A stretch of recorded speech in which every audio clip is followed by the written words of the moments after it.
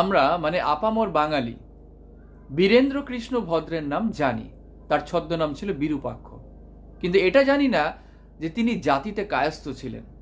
আর সেই কারণে তাকে চণ্ডী পাঠে বাধা দেওয়া হয়েছিল, কারণ ব্রাহ্মণদের ধারণা ছিল যে কায়স্থরা চণ্ডী পাঠ করতে পারে না, তাদের সেই অধিকার নেই, ধর্মীয় অধিকার নেই।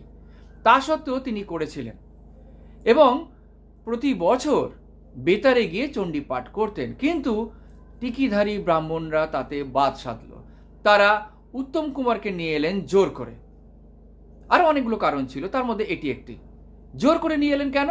কারণ উত্তম কুমার ছিলেন ব্রাহ্মণ, তাই তাকে দিয়ে চণ্ডী পাঠ করানো হলো। কিন্তু আমরা সবাই জানি সেই চণ্ডী পাঠ কেউ গ্রহণ করেনি।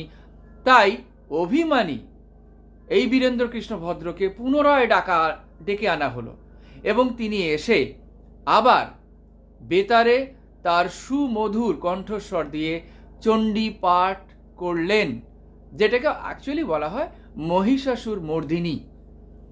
এবং বর্তমানে তার মৃত্যুর বহু বছর পরেও হয়তো যতদিন এই বাঙালি বেঁচে থাকবে, দুর্গাপুজো থাকবে, ততদিনই তার অমর কণ্ঠস্বর ভাসবে বেতারে।